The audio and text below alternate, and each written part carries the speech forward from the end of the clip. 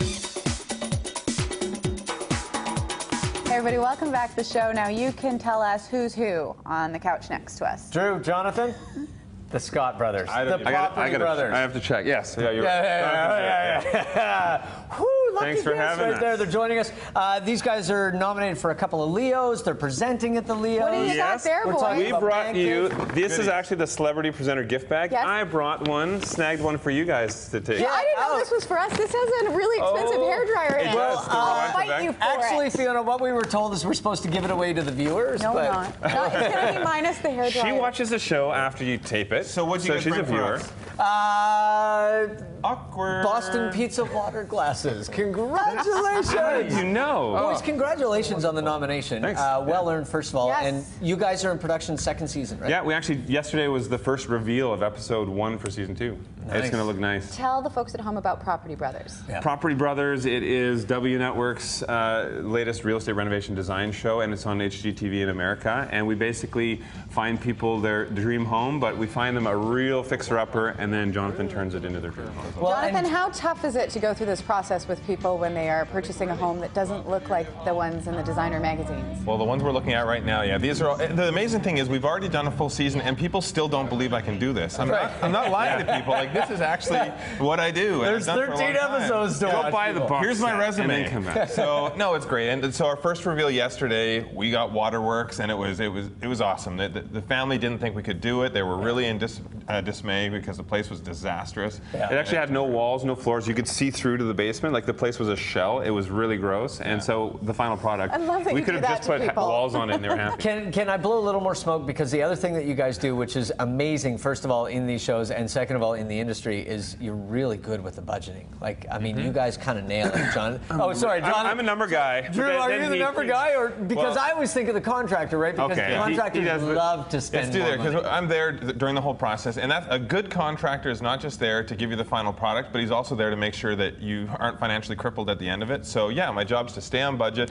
If we do need more money, say an electrical issue pops up we didn't expect, I need to find that money from somewhere else, and it takes a lot of my own sort of sweat equity into the place for them to accomplish that. But it's also getting, when you're getting the property ahead of time, to be able to know where you can bring the price down, because if I save $30,000 on the buy, that's $30,000 that can go into his pocket So for a it can reno. look prettier. Okay, it is a big weekend for sports in Vancouver. Oh yeah. And you guys are Anybody a tell Canuck us, fan?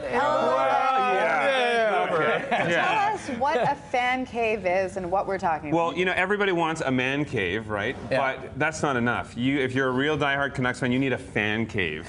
So we've actually prepared, we've got images here of a lot of people are watching sports at home, they don't want the chaos of the arena, so they go home and do it, but it's lacking. So if you pull up, we're going to go through some steps that you can do to renovate. This is maybe the typical pad. Your old grandma's table. Is that a horse or a unicorn? It's probably a unicorn. I have one of those in my room. The most important thing, of course, in a fan cave is the technology. You need to upgrade to surround sound, all of that. Step one. Problem is, though, it doesn't match the old decor, your grandparents' furniture in the basement. So you that need to couch is incredible. No, I was by the way. looking at the rattan table. Yeah, get rid of that step. You need to update the furniture a little, remove the artwork. That's what I'm talking about. Now you're ready for centerpiece. Wow. Yeah, and now you Very got your surround, but now you got the table, you got the surround, you got to have some eats, you have to have some beverages. gotta So snack. I think it's important to get your own hot dog machine, and you have to have your beer on tap. I like the fact that it looks like a game of beer pong is about to break out. Yeah, you should. Yeah, you should have your beer pong table, and you should have some ping pong or whatever else you want in the that's cave. all just for Michael. Like,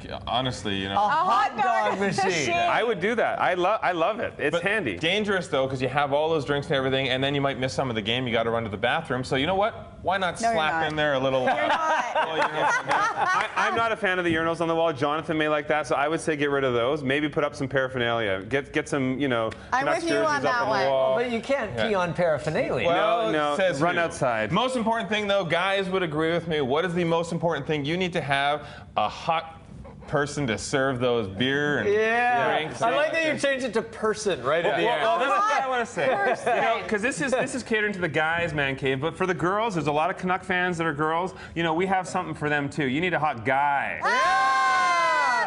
Yes. You know what? Yes. No, Wiener That Gate is is about to happen. Okay, hold on, Neil. I don't just I don't do makeovers on this. That is not my body. I just want everyone to know that. We did a little airbrushing, so here you go. That is my body. Thank you.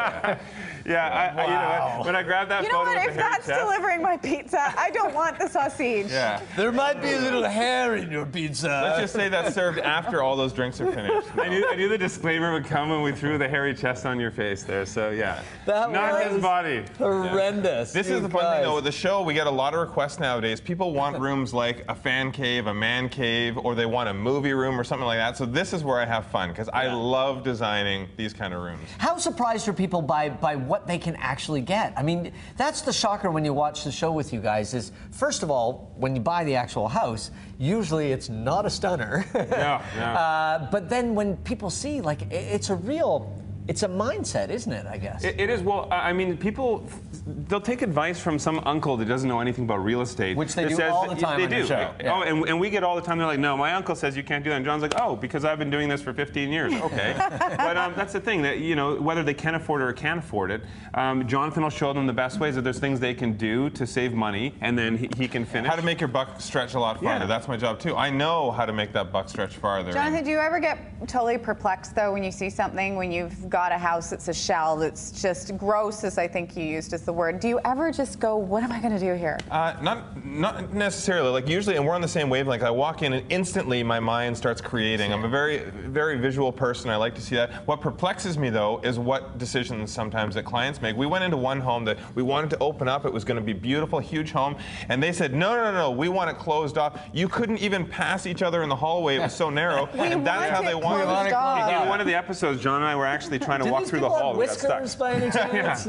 I don't know. I know. was confused. But the thing that would be the perplexing part is where people think that they can do an entire home renovation on like $3,000. Like it's just not realistic. Right. Well, and you always sort of bring that reality home to people when you hand them the sledgehammer the first time, or you give them the mask and tell them they got to clean out that room. Right? Well, and that's the thing that's amazing to me. People don't seem to learn from their mistakes. It's the definition of insanity. One of the couples we're working with right now, they were doing an 8-year renovation. And I said, unless you're doing a castle or a cathedral, it should not be an 8-year renovation. People even let that happen? They were trying to do it themselves. And it's hard. It's hard on I think we said that last time. It's really hard on relationships, and so they don't think that Jonathan's able to get in. I love that you just called it death, and you've just renovated your house. No. We did it the right way because I've done it the wrong way before, and it's a killer. It's horrible. Thank you so much, you guys. You can watch the Property Brothers. They air Tuesdays. What are you doing? You're trying to deliver a pizza to me? Don't.